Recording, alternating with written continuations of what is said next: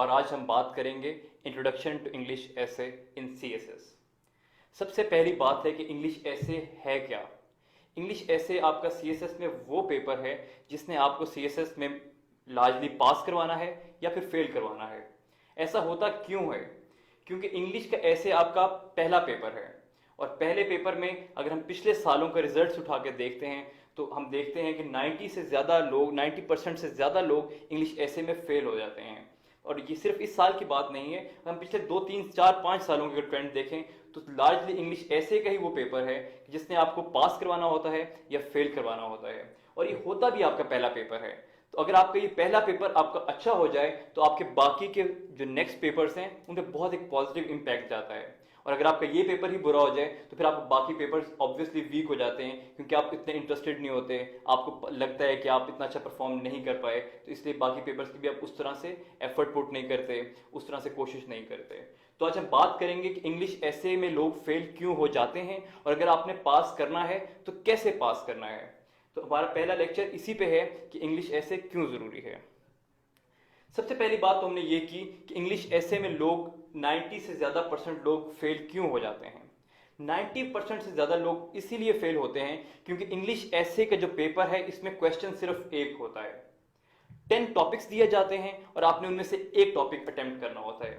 10 topics में से जब आपने एक टॉपिक सिर्फ अटेम्प्ट करना है तो स्टेक्स बहुत हाई हो जाते हैं, गलती की गुंजाइश मिनिमम हो जाती है।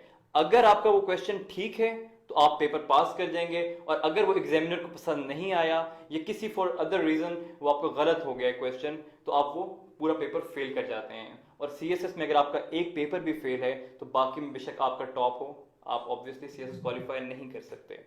तो हमने सबसे पहले यही बात करनी है कि लोग फेल क्यों हो जाते हैं। लोग इसीलिए फेल हो जाते हैं क्योंकि लोग 3 काम नहीं करते। कौन से 3 काम नहीं करते मैं बताता हूं। पहला काम वो नहीं करते कि वो सिर्फ इंग्लिश ऐसे का ऐसा पेपर है कि जिसकी वो तैयारी नहीं करते, इंग्लिश ऐसे को पढ़ते ही नहीं है, वो 11th आवर पे छोड़ देते हैं कि इस पेपर की हम बाद में प्रैक्टिस करेंगे, अखबार पढ़ते रहेंगे, करंट अफेयर्स की तैयारी करते रहेंगे, सीएसएस में पाकिस्तान अफेयर्स की तैयारी करेंगे, लेक्चर्स देते रहेंगे, और इंग्लिश ऐसे की अलग से तैयारी नहीं करेंगे। हालांकि सबको पता होता है कि सबसे इंपॉर्टेंट पेपर भी यही है, इसी ने फेल करना है, इसी ने पास करवाना है, लेकिन फिर भी वो इस ऐसे के पेपर को छोड़ के बाकी सब पेपर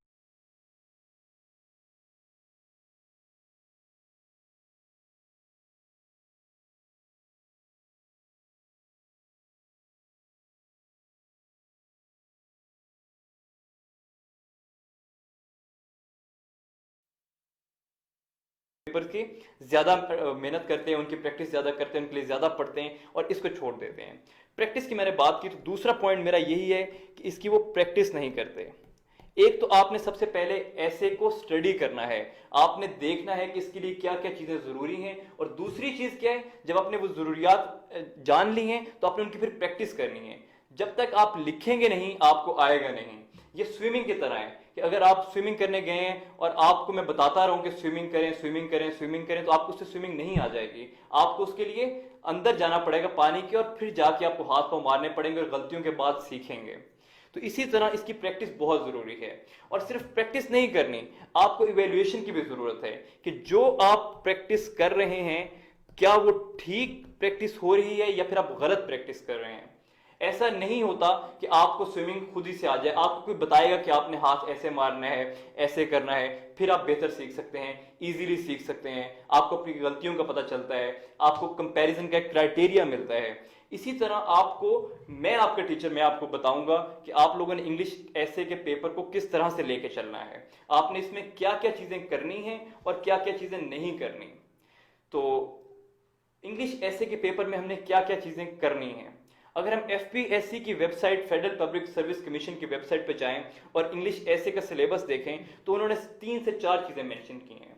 उन्होंने इंग्लिश ऐसे के पेपर में बाकी सब्जेक्ट्स की तरह बहुत लंबा चौड़ा सिलेबस नहीं दिया कि आपने ये किताबें पढ़नी है, ये करना है।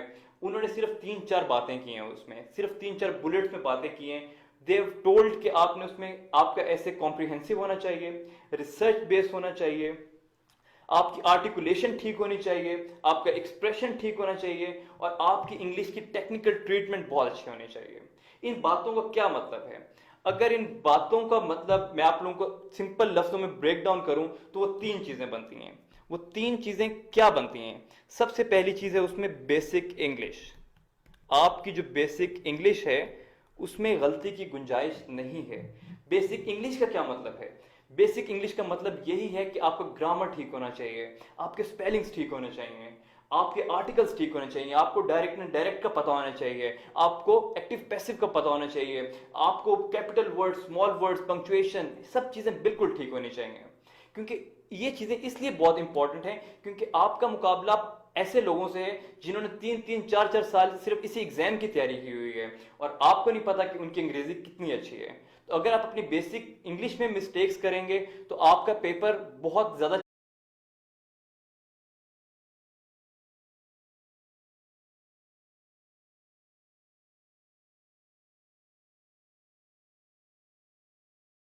चांसेस हैं कि वो निगलेक्ट कर देगा एग्जामिनर, उसको पढ़ेगा नहीं। तो आपने सबसे पहला काम ये करना है कि बेसिक इंग्लिश पे गौर व फिक्र करना है, अपनी इवेलुएट करनी है बेसिक इंग्लिश कि आप कहाँ पे स्टैंड करते हैं। दूसरी चीज़ क्या ज़रूरी है इसके लिए? दूसरी चीज़ ज़रूरी है कंटेंट, जिसको एफपीएससी ने कहा है कि रिसर्च बेस होना चाहिए, कॉम्प्रिहेंसिव होना चाहिए, आपके पास नॉलेज होना चाहिए। आपके पास कंटेंट कहाँ से आता है? कंटेंट आपके पास आता है अखबारों से, मैगजीन से, डॉक्यूमेंट्रीज से, आप टॉक शोज देखते हैं। फिर आप सीएसएस की जब तैयारी स्टार्ट करते हैं तो आपको शुरू से ही जितनी भी किताब पढ़े हैं और जिंदगी में भी आपने जितनी किताबें पढ़ी हैं, आपका जितना एक्सपीरियंस है, एक्सपोजर है, वो सब आप यहाँ पे यूज कर सकते हैं। कोई भी ऐसी चीज नहीं है जो कि आप समझते हैं कि ये शायद यहाँ पे यूज नहीं हो सकती, हर चीज यहाँ पे यूज हो सकती है। तो कंटेंट बेसिकली वो सब चीजें हैं जो आपने जिंदगी में अब तक पढ़ी हैं या फिर इस तैयारी को यहाँ से इससे आगे जो भी पढ़ेंगे वो सब कंटेंट है आपका। इसकी क्वालिटी बहुत मैटर करती है। अगर आपका कंटेंट अच्छा नहीं होगा तो आपका ऐसे बहुत वीक हो जाएगा, आप लॉजिकली प्रूव नहीं कर सकेंगे अपनी बात को। लॉजिकली प्रूव करने का नाम ही ऐसे है, ऐसे की डेफिनेशन ही ये है कि आप अपने पॉइंट ऑफ व्यू को विद योर एविडेंस आप अपनी बात को प्रूव कर दें। इसीलिए कंटेंट की बहुत ज्यादा अहमियत है। और जो तीसरी चीज है वो चीज है स्ट्रक्चर, जिसको एफपीएससी ने टेक्निकल ट्रीटमेंट का नाम दिया है। स्ट्रक्चर क्या है? आपको यह पता होना चाहिए कि आप लिख रहे हैं तो किस तरह लिख रहे हैं, आप आर्ग्यूमेंट लिख रहे पेश कर रहे हैं उसमें क्या उसमें कोहेरेंस है, क्या वो एक वेग बॉडी की तरह तो नहीं है, उसके अंदर एक प्रॉपर सीक्वेंस होना चाहिए, आइडियाज का फ्लो करना चाहिए, उसमें कोई इस तरह की मिस्टेक नहीं होनी चाहिए कि एक बात आपने यहां पे लिख दिया और उस बात का आधा हिस्सा आपने किसी अगले पेज पे लिख दिया है। आपके थॉट्स एक सीक्वेंस में फ्लो करने चाहिए। उसका फिर एक स्ट्रक्चर जो बेहतर स्ट्रक्चर समझाया जाता है वो मैं आप लोगों को सबको मैं अगले नेक्स्ट लेक्चर में बताऊंगा।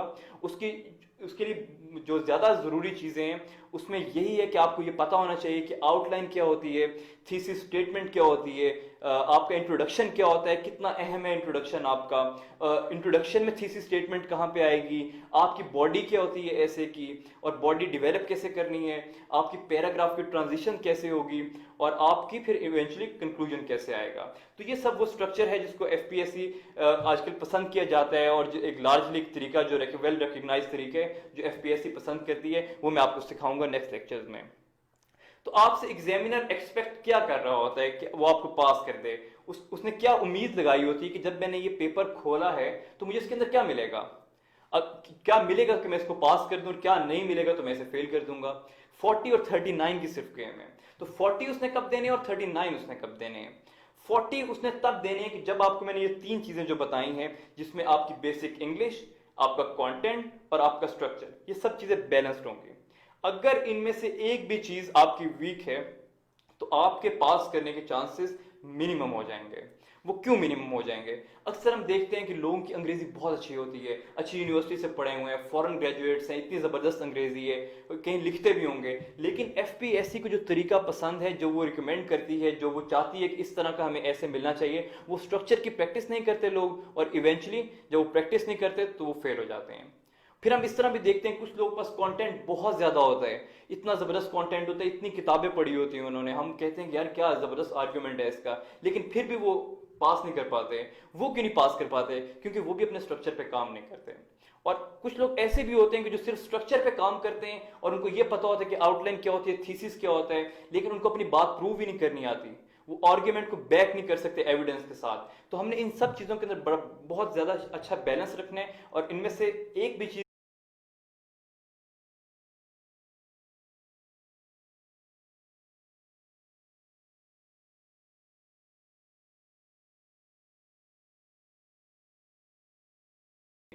तो मैं आपको सिखाऊंगा कि आपने तीनों चीज़ों का बैलेंस कैसे क्रिएट करना है और आपने एक अच्छा स्ट्रक्चर जो एफपीएससी को चाहिए उसका आपने कैसे आपने उस पर पूरा उतरना है। उसके बाद हम अगली बात करें तो लोग अक्सर होते हैं, हम जाते हैं किसी के पास तो हमें बताते हैं कि आप ये मेन टॉपिक्स हैं, आप इनकी प्रैक्टिस कर लें, तो इनको याद कर लें, ये आपको मैं ऐसे लिख के देता हूँ और क्या वो आप ये ऐसे याद करेंगे तो आप पास हो जाएंगे। ये एक बड़ी एक गलत सी अप्रोच है और इसको बिल्कुल भी एडमायर नहीं करना चाहिए। बेहतर, क्योंकि आपको इस बात में बड़ा एक क्लियर लाइन इसमें लगानी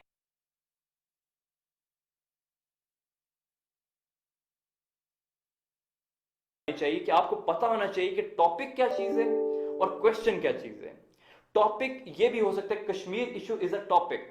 अब अगर 2015 से पहले के आप एक पेपर उठा के देखें तो उसमें से हो सकता था कि कश्मीर इशू पे डायरेक्ट ही कोई क्वेश्चन आ जाए, तो उसमें जो आपने चीज याद की हुई थी तो वो आप दोबारा लिख सकते हैं। आप कोई याद करके लें और आपका तुक्का चल गया तो आप वो याद की हुई चीज वहां पे कॉपी पेस्ट कर दें तो क्या पता कामयाब हो जाए। लेकिन Kashmir issue is a topic, और 2016 के बाद सिलेबस चेंज होने के बाद एनालिटिकल अप्रोच को बड़ा ज्यादा इंकरेज किया जा रहा है। उसके बाद आपको नहीं पता कि इस टॉपिक के अंदर से क्या क्वेश्चन बन सकता है। ये भी क्वेश्चन बन सकता है कि is Kashmir issue a nuclear flash point in south Asia, तो आपको नहीं पता कि क्या क्वेश्चन बन जाएगा।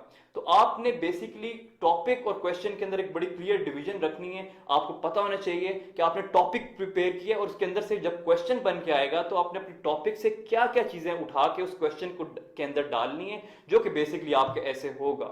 आपने हर वो चीज नहीं डाल देनी जो आपने याद की है, आपने देखना है कि उसके लिए क्या क्या चीजें ज्यादा जरूरी हैं। तो बेसिकली ये जो वीडियो थी इसके अंदर मैंने आपको ये बता दिया कि ऐसे होता क्या है, लोग ऐसे में फेल क्यों करते हैं, और ऐसे अगर पास करना है तो क्या क्या चीज़ें ज़्यादा ज़रूरी हैं और क्या ऐसे याद करने से आपका पास हो जाएगा। इसके बाकी के जो वीडियो